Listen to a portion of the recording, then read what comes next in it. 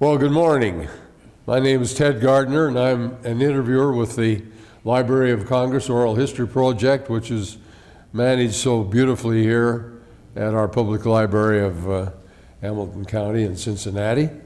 And we're going to be interviewing and talking with Wallace Wally Blackburn of Cincinnati, World War II veteran. And our videographer is historian Dennis Daly, who's a very vital member of our wonderful history department here at the library. Wally, it's wonderful to be with you on this nice sunny morning, and you're going to be on camera. You'll get a DVD of this interview for you and your family. It's a privilege. Well, thank you. And where were you born, Wally? I was born in Cincinnati, right downtown on Old Hopkins Street, I think, which no longer exists, or part of it doesn't exist because of the configuration of the Union Terminal and everything. Oh, yes. Yeah, so, right. yes.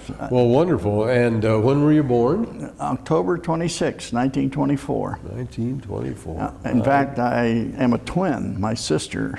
Oh, good. I have a sister that's in a nursing home right now. Oh, I see. So well, we're the two oldest in a family of 8 children. Of 8 children. Mm-hmm. What a wonderful family. Well, that is just that's very, very interesting. Where did you go to elementary school? I went when I went in New Burlington, which was an independent 2-room school.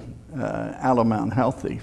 Okay. And so later on, that school was torn down, and then Mount Healthy school system took it over and built a elementary school there. I see. Mm-hmm.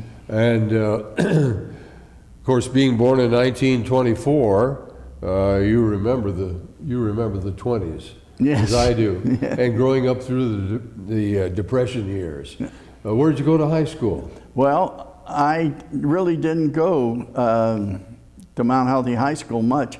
I had got a job in the summer, and my mother somehow thought that since the job was pretty good that I should just keep working, so I just didn't go to high school. I see. And so when I got out of the Army, I signed up on the GI Bill, and I went to the Ohio Mechanics Institute for 5 years down there on Central Park. Sure. Yes. Oh, my goodness. Some years I went 3 nights, and other years I went 2 nights. Well, you're a real pioneer, I should say. That's interesting, because people today don't know what the Ohio Mechanics Institute is. I tell you, it was a wonderful school. That's what so many people say. And so many of the instructors are actually men working in the field of air conditioning, refrigeration, welding, so they knew the whole box, you know. And I enjoyed it. And what was your interest there? What was your studies? Well, I started out with welding.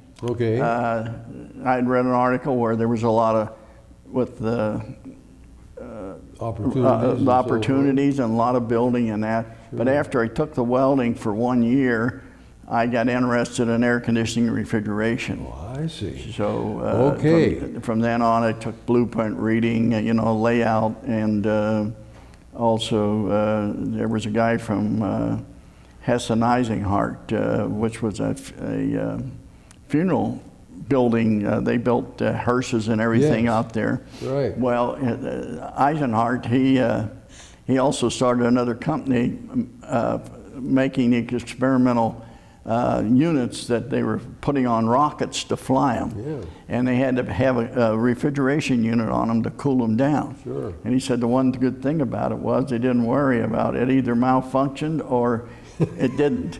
I mean, it worked or it didn't. And he said we didn't have to give any warranty because it was blown up anyway. How about that? I remember Charlie Eisenhardt. Oh, do you? Oh, yeah. He was a great guy. Yeah. Now let's go back a little bit. So here you are. You say you were working as a kid. What did you work at?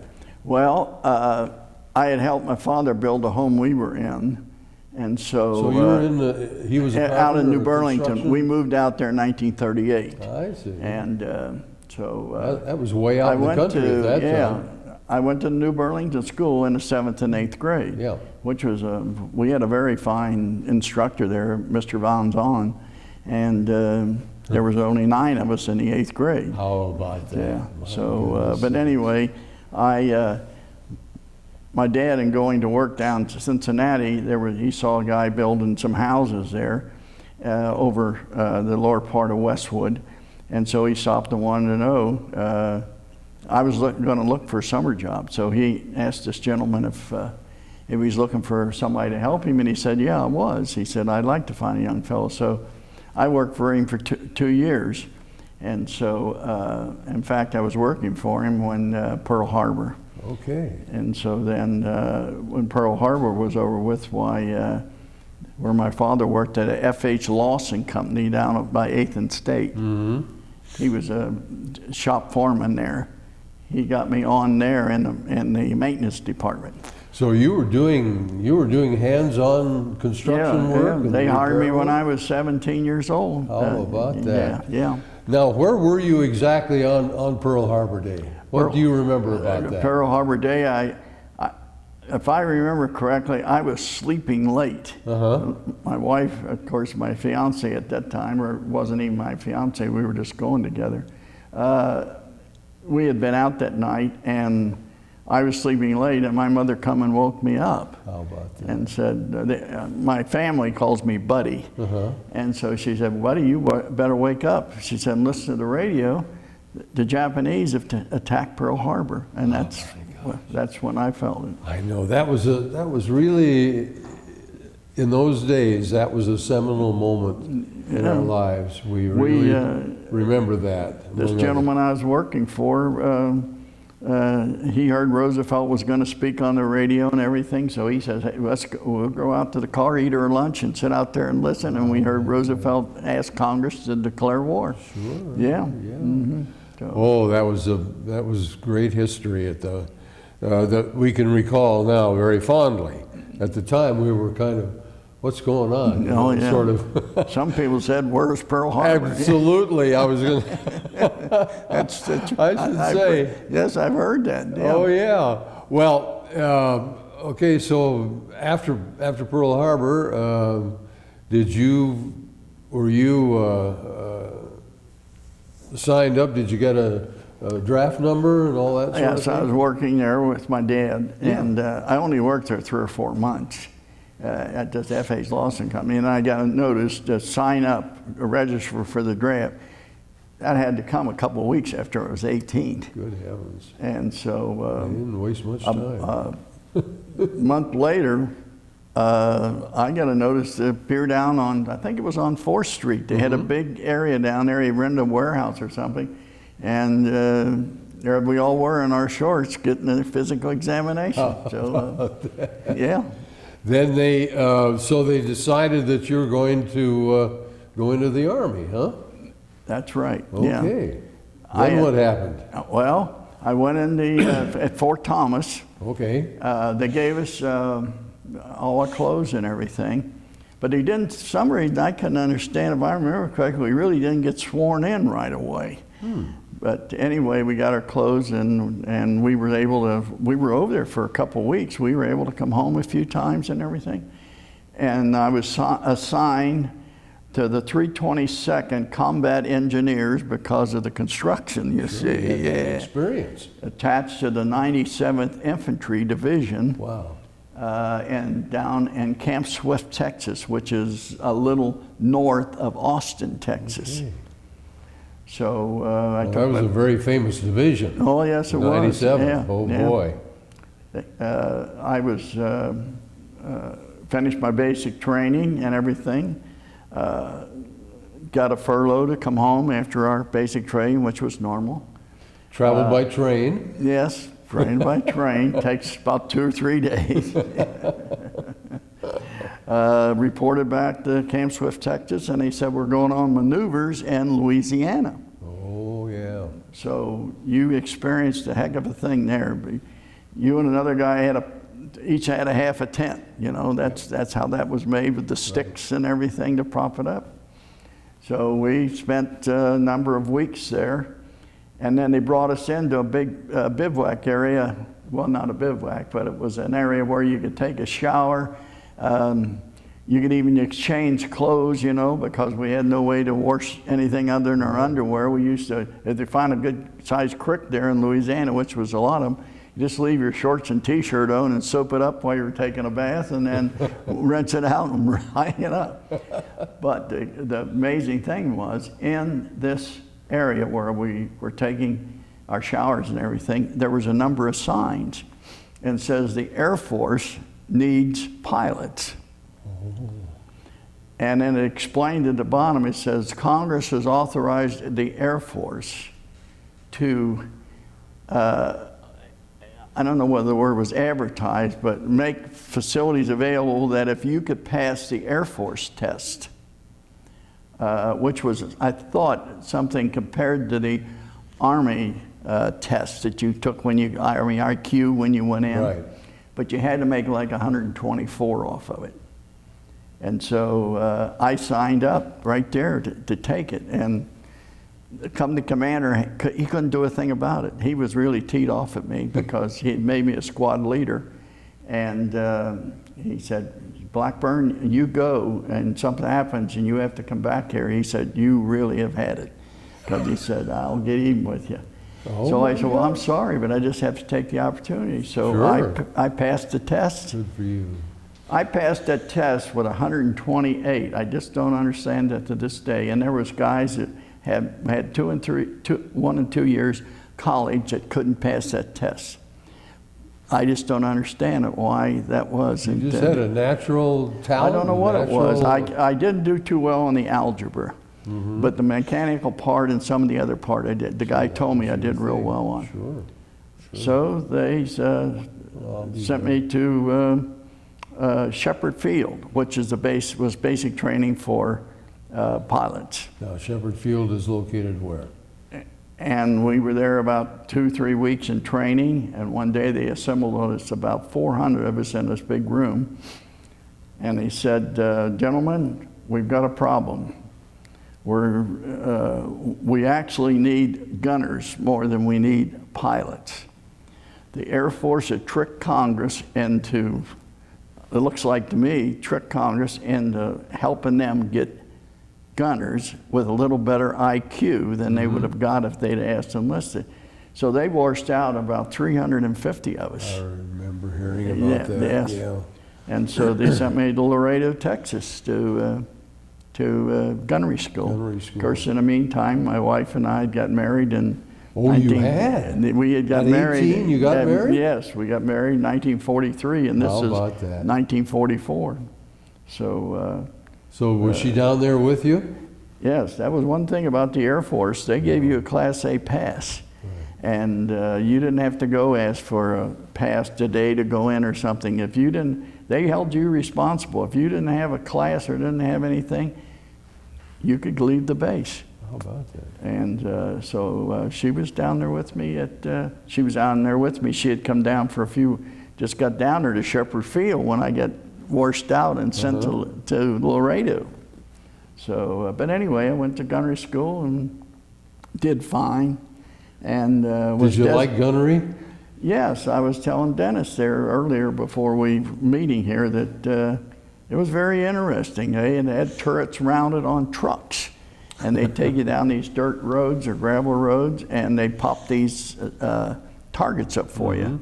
And you had to work, it was a Martin turret, which is the turret they use in a B-24 as the top turret.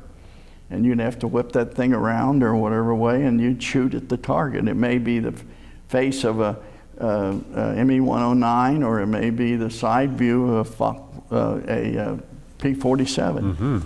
But they swerved around there with you, and you had different colors. And the bullet was dipped in a different color. So when you shot it, they could tell later on when they looked at all these targets who did good with red, yellow, green, purple, whatever it might be, see?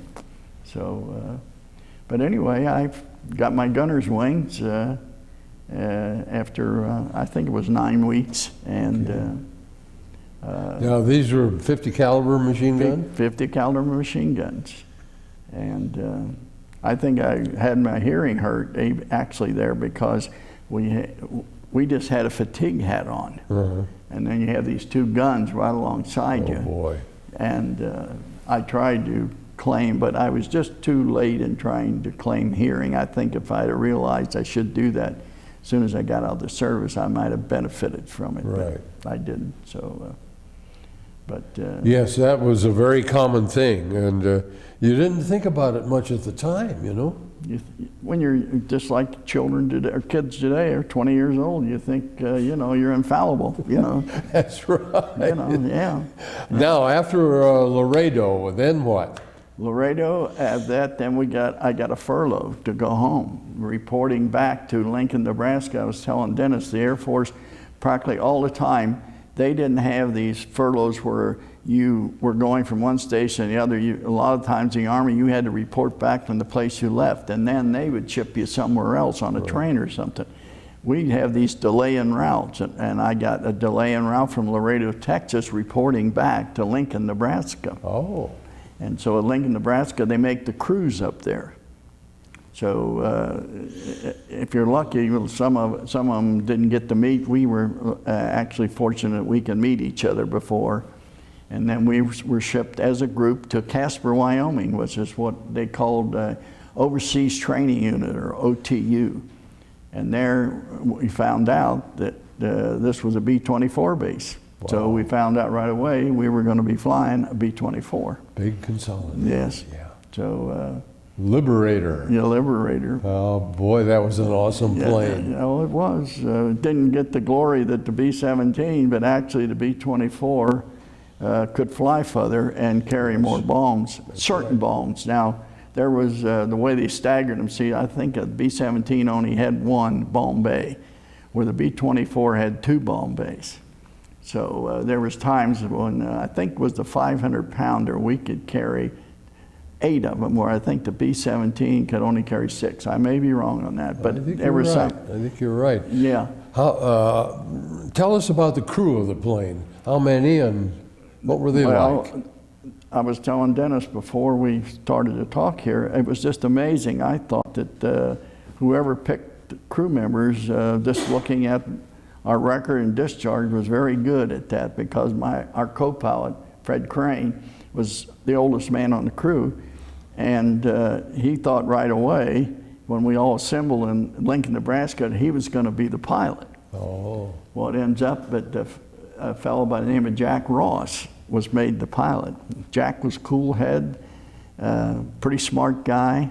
Everything was business with Jack, where Fred was a kind of a fun guy, you know. He was fun to have to go out somewhere and everything. Sure. But, how they figured this out, I don't know. Isn't that amazing? So we had, we had a guy this originally going over to the Sperry Ball, but they eliminated that. He was from Salina, what was it? Colorado, I believe. Salina? Yeah, and we had Harris Albright, who was our flight engineer. He was from Kansas City. Oh, yeah. We had a fellow by the name of Brooks. He was from Russellville, Arkansas. And our navigator was from Toledo, Ohio, or Twinsburg, really. And I was from Cincinnati. And the radio operator was from Austin, Texas. The nose turret gunner was from Hershey, Pennsylvania.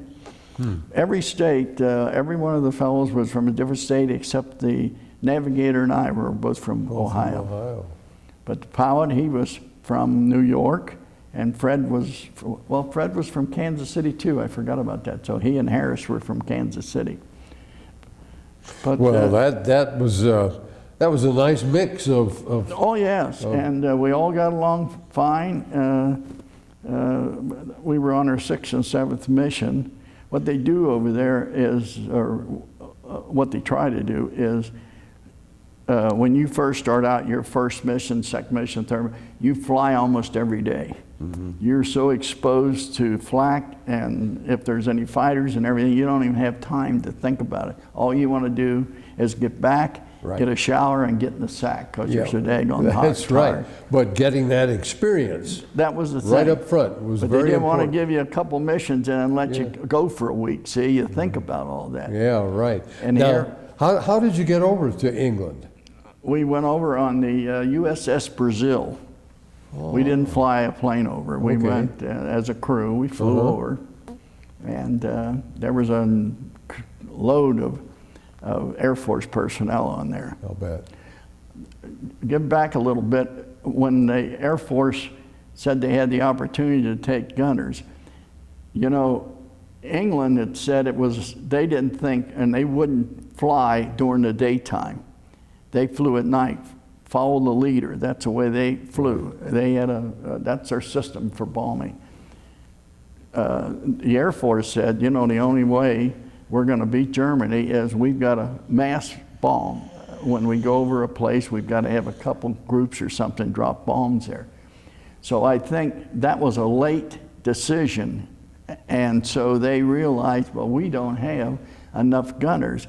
They had a backlog of pilots, fighter pilots and everything, because they had been running them through school. Oh. So that's my opinion of it, because that was a late decision for because early in the war, Churchill went along with their group in saying that their Air Force, that the only way to take out Germany was to bomb, and their only way that they was going to do it was follow the leader. We could see them at night. You could see their red tail light, and it was one right after the other. And yeah.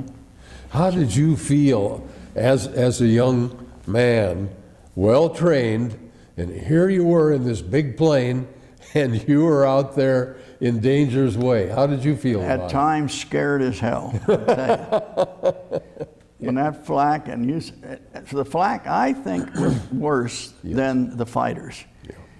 You see it out there. There's nothing. You can hear the rattle of it hitting the side of the plane. Nothing you can do about it. There is nothing you can do about it. Wow. And when you get on that bomb run, if they say you're going to drop those bombs at 26,550 feet, that's what the pilot maintains. Well, you see all the flak in the world in front of you. Oh, gee. The Germans actually even had fighters up there trying to determine our altitude so they could put this flak up. Yeah. And we had this shaft, which was this tensile stuff. I don't know if you're familiar with that. It's bundled up in little bundles like this, and there's a chute that's built into the side of the airplane. And one of the waist gunners will take that box, a shaft, and he takes stuff in that out of that hole. And as soon as it hits the air, this wrapper comes off because it's not glued or anything. Right. And this tensile starts coming down. Oh. And I was mentioning to Dennis that I had a guy I met after the war. He came over here from Germany. He was only 14 years old at the time when the war was on. And he says he and his sister used to lay in the field and watch the planes go by, and he said if the target was close, all this tensile would start coming down. He said it was like rain. He said they'd run through the fields trying to catch it and wave it, you know. It was just, you know, thousands and thousands of those pieces of tensile to try to throw off this radar screen. Yes, that was the whole idea. See? Right. So, but as I say, stuff was made to deflect the radar. Yeah, it created the snow, I understand, on the radar screen. Now, how about that was what they told us. Sure, so, sure. But we had these flak suits that we wore, which I couldn't wear in the tail turret. I couldn't wear the flak suit. I had my harness on. It was too bulky. Okay. I had my harness on for parachute. I put my parachute right behind me out of the turret right there. It was a chest-type parachute. And my GI shoes were there because they had told us that if we use the parachute and have to jump out, just as soon as a parachute opens, your flying boots are going to be jerked off. Even if you got them zipped up, they're going to be jerked off. So I kept the parachute and my GI shoes that you could, if you think of it, the hook, tie them together. They were tied together ahead of time. Hook those up, snap them on there, and then pop the parachute on. Oh, I don't know how many guys were ever, I didn't have to jump, so I don't know. The only thing I used at the flak suit was the lower part of it looked like the umpire's vest. Yeah. I'd put that on that seat and bend that low part up where the controls came up, and then I'd sit on that. Hey, that was pretty darn clever. Most of the tail turret fellows were doing that. Oh, It they just were? came as somebody come up with the idea. There was no instructions about doing it or nothing. Now, was it cold up there in the plane? Well, the navigator would always say, somebody'd say to George, the navigator, how cold was it today? And George said, well, it was minus 30, minus 40. Oh, my goodness. But we had these heated flying suits, which did a good job. They all snapped together, and they were just a heavy battle jacket with pants, and you had a felt sock you slipped on, and that snapped together just like the 9-volt battery snaps together. You know how they got a male and a female there? Yep. Well, that's the same thing. They come up with that. Then you had a little rheostat in the turret. You could adjust it to whether you get to the temperature. So it really worked great, unless you got damaged or something, Yes. or you got electrical failure, and then it really did get cold. Oh. A lot of guys, we used to throw a lot of times a GI blanket or something if we thought of it in the plane, and then you could wrap a guy up in that if it was necessary. Right. Did you get shot at a lot? I saw them shooting at us. To see them shoot at me directly, no, they didn't. There was Germany at that time. I thought we'd hit those factories so hard, they were just being. They were depleted. They knew. Yeah. We hit the ball bearing works. That's where we went. And you cut out the ball bearing works, they're dead. Yes. So we just that ball I think they only had 3 plants that was making ball bearings, and you hit those all the time. So awful lot of the stuff we bombed was this airplane factories, Right. bridges. We did a lot of bridges at like a little lower, about 18,000 feet. We went to Kiel, where they had a lot of flak there, where the submarine pins were at. Right. We had one trip to Berlin, and that was on the outskirts of Berlin. That was a marshalling yard, is what they call it. It's where they make up Railroad. trains. That's Sure. what the Air Force refers to it as a marshalling yard. Right. We went to very near Sweden. In fact, some of our bomb groups unfortunately bombed a railroad station in Sweden. And Oh, good heavens. and Sweden took it to court, and later on in years, and the Air Force or the government paid them off to have the train station repaired. Just misidentification That's, of where they that's were. what it was. Well, they were on this, by that time, they were on this mass bombing. You have a lead ship with a bombardier in it.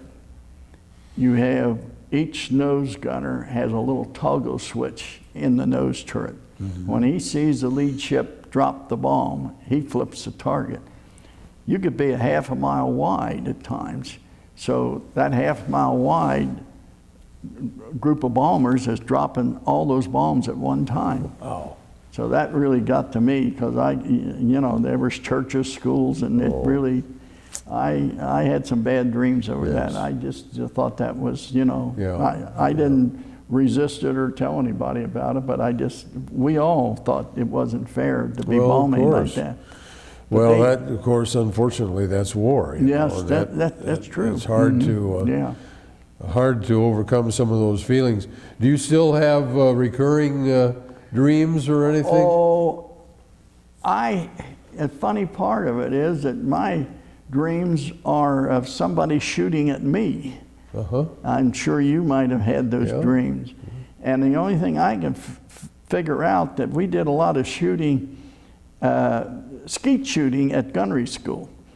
That was to learn to lead. Yes. And so one of the instructors down there was an older guy. Well, I say he's only about 35. He was older than me, wouldn't be 19 or 20. He was an old But man. it ends up that he sneaked one of these shotguns from where they had him standing at the different positions, and went to the restroom and shot himself for some reason. It was he and his wife were having a problems or something. Dear. And so I don't know, that just stuck in my mind. Yes. But when I came back and got my 3 or 4 weeks of furlough after putting the 35 missions in, they had recuperating centers, and they had one in Miami Beach right on Collins Avenue. They had one out in San Diego. They had a couple other ones, but they sent my wife and I down there, gave us a beautiful hotel room, and had built real attractive eating facilities. She could eat right with me, and I was interviewed, or psyched out, as they say. And I think I only had 2 weeks down there, and then this guy that talked to me, he asked me about the dreams and how I felt, and I told him, well, my wife said after I came home, that 4-week thing, that she'd have to wake me up. I'd raise up, and I'd usually say something like, hey, have they quit shooting yet, or something like that. So I told the fellow that, and so then they gave me 2 more weeks there. Oh. Yeah, so we were there for 4 weeks at Miami Beach with no expenses, all the food, the room, and everything, go swimming in the ocean. So it was very relaxing. Pretty darn good service, Yes, I'd say. It was very nice. Good duty. Very good, very nice. I should say. Well, now, how many missions did you fly, Wally? 35. 35 missions. Is that what you started out, is that what they wanted you to do? They started when we got over there, or when we got to Lincoln, Nebraska, when they were making the cruise and everything up. They said normally you will do 25 missions. But after D-Day, they started slowing down the crews that were coming over. Oh. And then, I don't know what we had, it was around 8 or 10 maybe missions. They said we're gonna go to 35 missions. You get the Air Medal for the first 7 missions, and then after every 7, you get a cluster to the Air Medal. Right.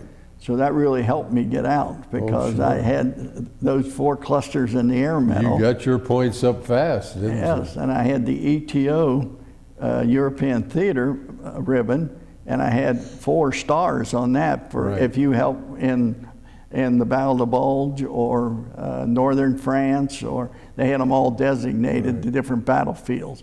And so I had all those, plus my time, good conduct medal, and everything.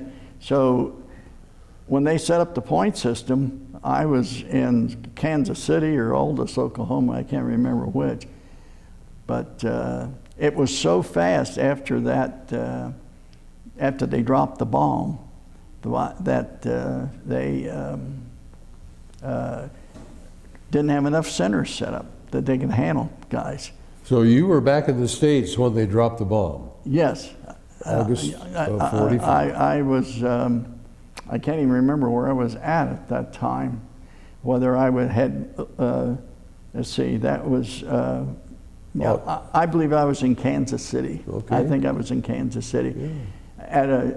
They didn't know what to do with us. They'd have, Sure. 100, 150 staff sergeants, that's what I was, a staff sergeant. They didn't know what to do with us. They'd put us on these drags, and we just out policing the area. Well, then they finally started putting us on a rebuilding line where they were rebuilding B-29 engines. They were tearing them apart, checking the scope of the parts to see if they were worn or not, and then they just reassemble an engine from the parts, not actually keeping the parts separated from, in other words, they wouldn't rebuild the engine and keep that whole engine separate. They just used them over again, and one part of the engine maybe with another, and that's what they were doing. Oh, so I actually, that was my last station before I came home. And you had your wife there with you? No, she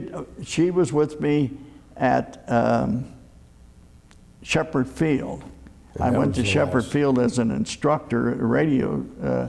Actually, it was just going to be, I was going to be taking, you have a squad leader of guys, and you just take them from one station to the next, call the roll and everything like that. But I only did that for a few weeks. And for some reason, they wanted me to send me to Kansas City. So she said to me, well, Wally, it looks like they're just going to move you around. Maybe I ought to go back home and get a job. and then we can save some more money. So that's what she decided to do. And so the other 2 stops I made were until I got to Camp Atterbury, where I was discharged. She had gone back home. She was Lorraine was a very sharp girl. And very supportive. Oh, boy. What a great lady. I said, how did you pick me out? You know, I was bumming around with her brother. And, you know, and I'd go over their house and everything, and first thing you know, here, Lorraine Wechter, that was her. I thought, boy, she's a pretty attractive girl, you know. So first thing you know, I was going with her and not her brother. But I was telling my mother I was just going over to see Paul, her brother. Oh, sure. Yeah, right. But anyway, she of course finished high school, and she went to Butler County Business College at the time, was in Hamilton. She finished that, got a job as at Crosley down in Cincinnati, where they were building, Signal Corps was there building. Interesting. Yeah. So she got a good job there. So she was part of the war effort She was part of the war Rosie effort. the Riveter, sort of. So that's remarkable. Yeah. What a team you 2 are. I think that's just outstanding. Almost 62 years, 61 plus years married. How about that? Hardly one. There wasn't many nights that we didn't kiss each other goodnight. And that was my instructions to my sons when they got married. Okay. I said, I want to tell you something. Well, Lorraine's father had told me that. He said, I asked him one time when we were going to plan on getting married, I said, you know, Mr. Wechter, is there anything you'd like to give me suggestions on or anything, marrying Lorraine? He said, there's one thing I'll tell you. He said, my wife and I very seldom do not kiss each other goodnight or tell each other we love each other before we go to bed. So Lorraine and I always did that. And I told my boys the same thing. Wonderful. I said, I think your marriage will be much more successful. Wonderful advice. If you just take a moment to tell each other you love each other and kiss each other goodnight. That is.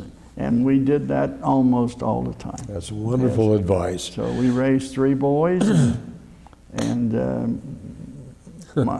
my wife was the clerk treasurer of the city of Forest Park for 6 years. I ran for the charter commission to write a charter for the city of Forest Park, and I was elected. In fact, I had the most votes, I believe it was.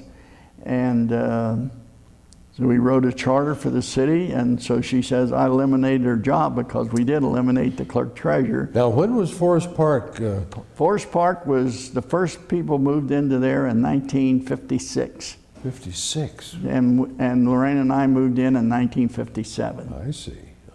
So we were very active in the community with the Baseball Association and the PTA and bond issues, and you name it, we did it. So I helped write the charter, and 2 years I was president of the Baseball Association.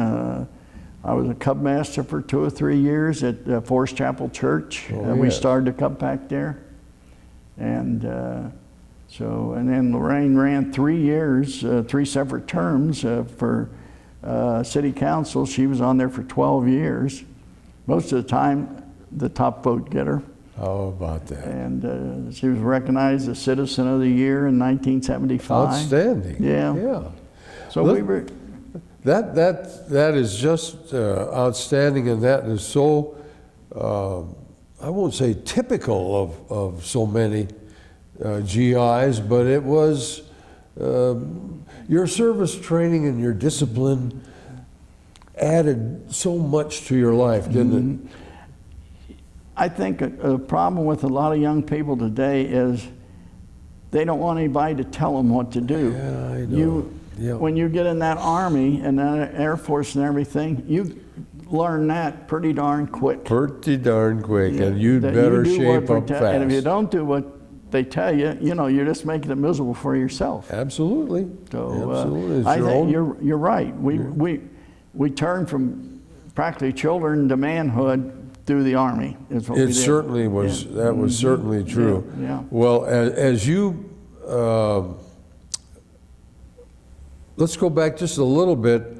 From where were you flying? Where were you based in England? I was based in a place called Wendling. Now, Wendling reminds me of where I was living back home in New Burlington. It was a crossroad. In New Burlington, out of Mount Healthy, about 10 miles, there was a general store and a little cafe.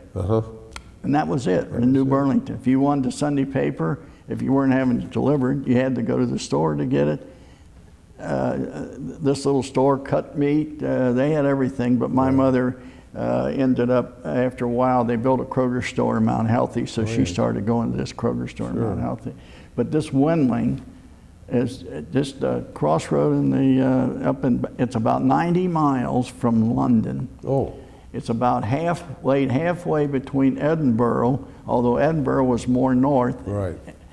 And there was another town called King's Lynn, which is a pretty good sized town, and Norwich, which was pretty on the ocean. So we could go to Norwich for a pass if we wanted to, or King's Lynn. Then the three guys that were married, not counting a co-pilot, didn't want to go with us, but the three of us that were married, Arnold, I, and Harris, we'd all go together. Because, you know, we were married, we wanted to be fair to our wives, so we didn't want to date anybody. And so we just went to, you know, maybe we'd go out in the evening, have a few beers. We looked at the castle in Edinburgh when we were there, and different things like that. Were you entertained by English people in their homes or anything like that? We had, when I was on the base at slips my mind now, where we were at, there was a lady that offered to do wash for all of us at Wendling. How nice. And so we were over there for a reunion, World War II reunion. Our bomb group was there at Wendling. And this whole town turned out for us. Oh my Unbelievable. Goodness sakes. Had this great big sign said, "Welcome home." How about that? Oh, they were wonderful people. Yes, you know? I should say. And my wife had been talking to this lady, and Lorraine brought her over to me, and Lorraine said, "This lady is looking for someone that her mother might have done wash for."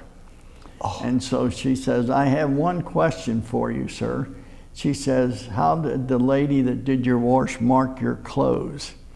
And I said, "Well, I can remember it was only yesterday, in the band of like pants or shirt, she would knot colored thread. Like I had 3 knots of green."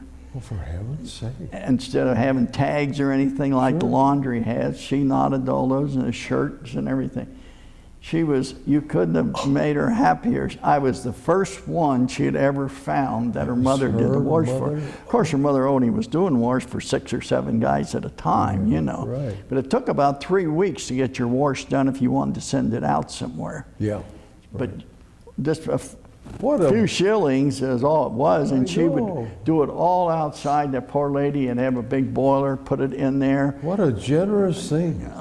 But the only thing she said was, "I'm counting on you not to tell anybody officially that I'm doing this for you," because she says, "You know, I'm doing it so I can get," she used a different word, like money on the side. Her husband worked somewhere in a small plant or something.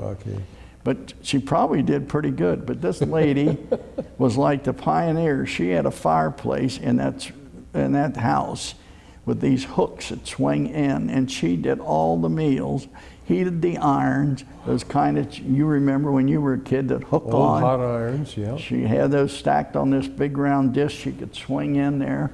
She did the ironing, everything. Oh, it was unbelievable. She worked herself to death, I swear. Wow. So that was... what a gracious lady. It was a wonderful place. So we just had one pub, and there that you could go out and get fish and chips and different things like that.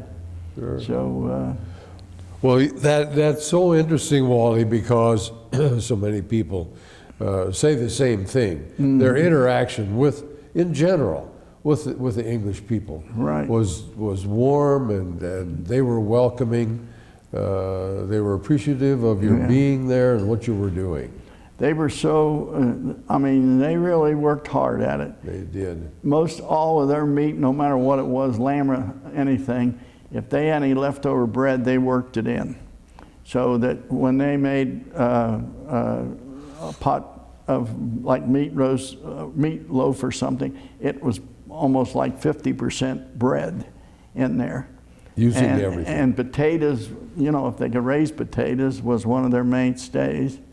And eggs, there was a couple of chicken farmers there, and believe it or not, they were raising eggs, but they were selling them to our chef that ran what we called the combat mess. Oh, yes. They had to watch what they fed you, or you were going to get sick up there. And so they knew that, see.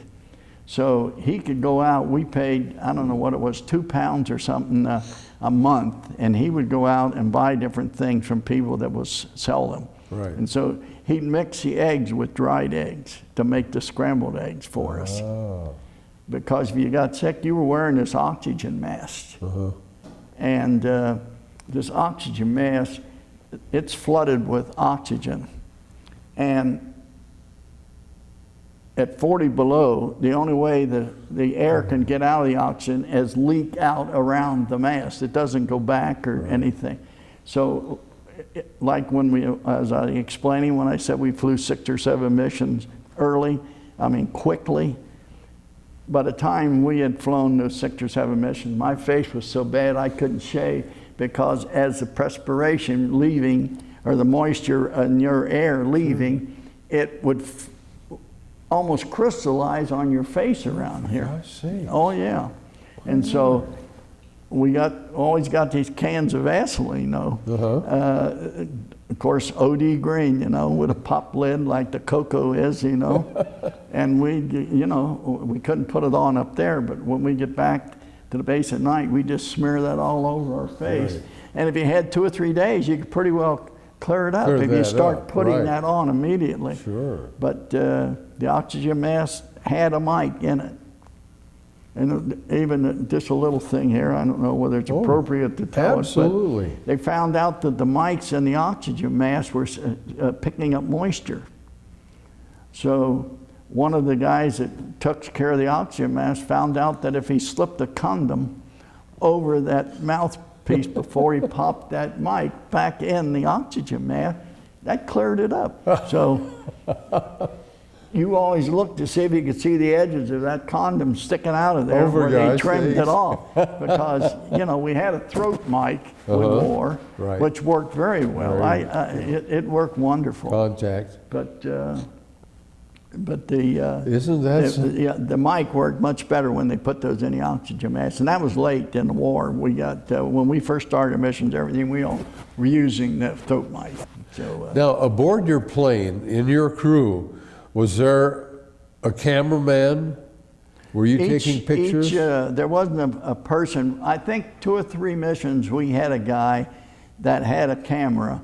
Qualified to do that. And I thought they took the one waist gun out and mounted it on the waist gun. I'm not sure about that. But each one of us had a camera in our turret. That's how they confirmed whether you got a credit for a fighter or not. Oh, I see, sure. If it appeared that you damaged the fighter, or if you wanted to follow it down and see it start doing turn, then you might get credit for it. But what usually happened was there was more than one gunner firing at the fighter. Yeah. And if they could see more than one gunner firing at the fighter, then nobody get credit for it. That's right. You couldn't tell one bullet from another, could you? So when the guy gunner got the credit for 3 or 4 fighters, he was an exception. Oh, really. I should say. Of course, early in the war, that was very common earlier in the war. It was before D-Day when they could base all those fighters in France. Yes. Why, then they could have more fighters to put up. Now, did you fly in support of the Battle of the Bulge or Hurtgen Forest? Yes. We picked they gave us a target. We did the target.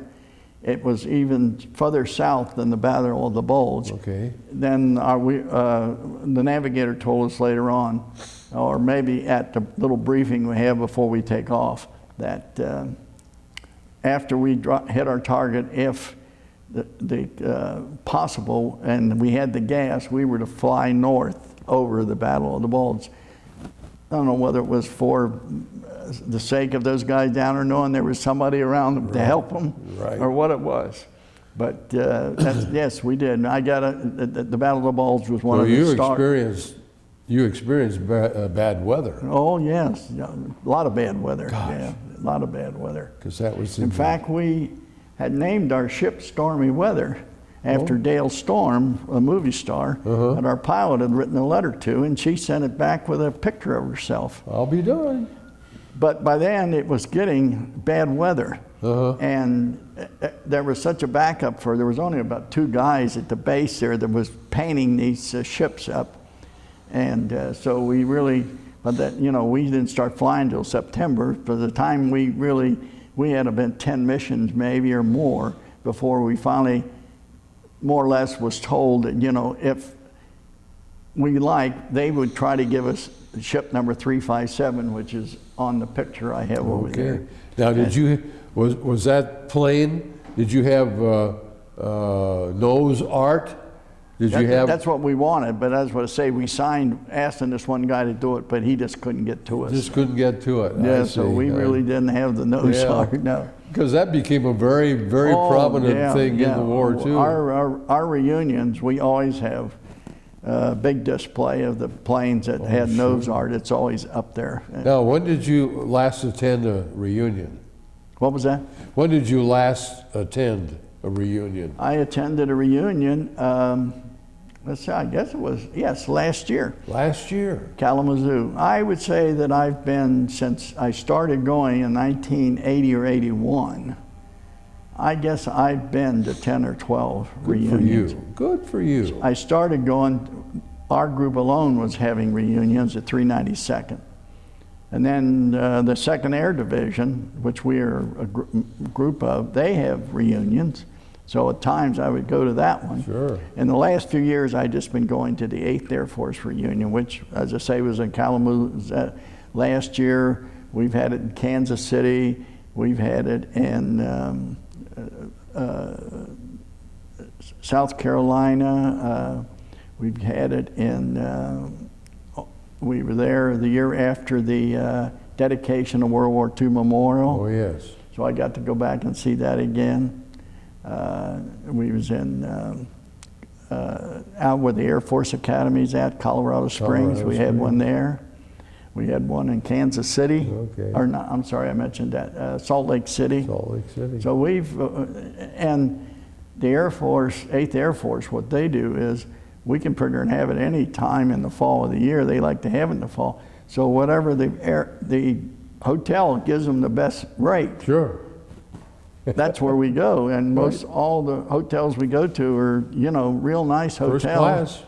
150, 160, and we usually get them for around $91 or $92 a night. Oh boy. So it really is. Well, and and I found reunions to be, as you're talking about your hotel and your accommodations, in general, welcoming people. They want you to be there. They're honoring you as a veteran who contributed so much. How about the Air Force Museum? Do you like that one up at Wright Pat? Oh yeah, I belonged to American Legion in Green Hills for years. Oh, you do? And okay. Every once in a while, we're able to get a school bus and take about 30 or 40 guys over, which is nice. That's because they can pull right up, let you off, wait for you, and there's a cafeteria there. You can have your meal. It's a wonderful place. And so, in fact, that's the place that I found out indirectly that our bomb group had written a book. We have a book out that one of the officers of the 392nd had written. And they had the book in there at all these books they have. Yeah, that you could buy, $27. Wow. My navigator had told me, he said, Wally, I was at the Air Force Museum last year, and they've got a book out on our 392nd. How about that? So I told Lorraine, I said, I'm going to have to go up and get this book. Get that book. So since that time, I've bought a book for every grandchild and son. I think I bought 4 or 5 books. Good for you. And so they've all got it. It all has all the missions numbered. Right. And you can compare them with your dates. I sent for all of my information at St. Louis there where you can get your material. They sent me a list of all my missions. In fact, they sent me a sheet on every place that I had been and had any flying time in. Air Force is really particular about that. Yes. They kept a good record of every place and how many hours you flew. Right, isn't that's remarkable. Well, that is so important, and of course it ties in with history. You know? Yes, You're part of history, and it's important that be recorded and saved for generations to come. And that's what's going to happen right now, because this DVD that you get will be available eventually, and a copy of it goes to the Library of Congress archives in Washington, and our library here keeps a copy of it as well. Very good. So your family will be able to, and friends will be able to pick you up. We've just got about a minute left. What are you doing today? What are you doing right now?